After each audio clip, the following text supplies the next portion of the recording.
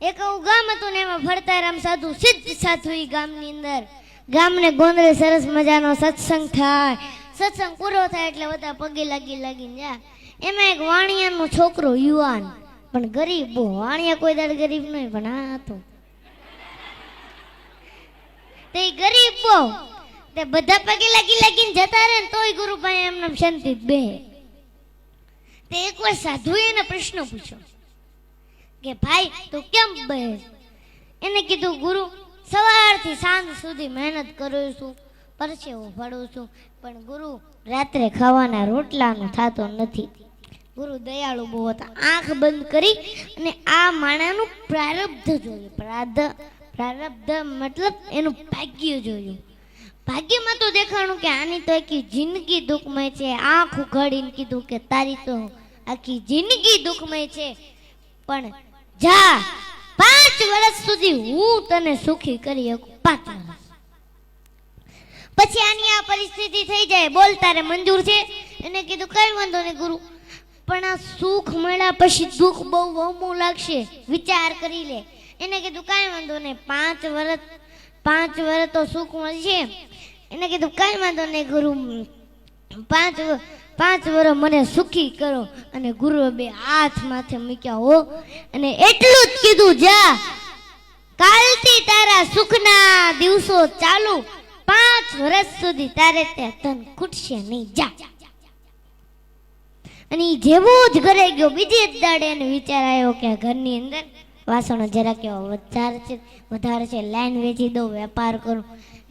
કોઈ સાધુના આશીર્વાદ ફળી જાય ને તો કઈ પૈસાનું ઢગલો નથી કરી જતા.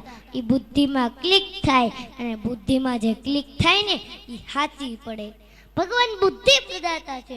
અને ઓલાય જે ધંધો ચાલુ કરો ઓબલ ને ત્રોબલ ને એવો ધંધો એવા નાણાં ને કે માણા આગળ પાછા ફરવા મળ્યા. નાણાં આવે એટલે માણા આવે. અને પૂછ્યું કે ભાઈ તારે લગ્ન કરવા? તો કે હા લગ્ન તો કરવા. કહું કે છોકરી આપીને લગ્ન થઈ ગયા. અને પછી હું એક વાત તમને કહું ને, આપણે બધાને મગજમાં ઉતારવા જેવી છે. ઈ બાએ વિચાર્યું કે ભેગું કરવું જ નથી. હા સમજવા જેવી વાત, ભેગું કરવું જ નથી. કાશ હું એફડી કરીશ, આમ કરીશ, તેમ કરીશ, ફલાણું કરીશ, ઢીકડું કરીશ, તો એ મારા ભાગ્યમાં 5 વર્ષ પછી નથી. લાય આ પૈસાના માધ્યમથી પુણ્ય ભેગું કરી લેવા દે. મોટા મોટા સત્કર્મ કરાવે, કુવાઓ ખોદાવે, વાવું ગળાવે, જનતા અનેક ક્ષેત્રો ચાલુ કર્યા. આવા સંતોને બોલાવી મોટા મોટા સત્સંગના પારાયણો કરાવ્યા. અને 5 વર્ષ પછી ઓલા સિદ્ધ સાધુ પાછા ફરતા ગામમાં આવ્યા. અને આખું ગામ પાછું ભેગું થયું.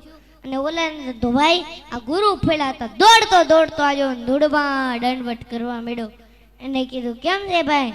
તો કે ગુરુ જ્યારથી તમારી દ્રષ્ટિ મારા ઉપર પડી છે ત્યારથી ઈશ્વરે મને 1000 હાથથી દેવાનું ચાલુ કર્યું છે, પાછું વળીને જોયું નથી. અને ગુરુ આ 5 વર્ષમાં દુઃખ શું કહેવાય એ મને આ 5 વર્ષમાં ખબર નથી પડી.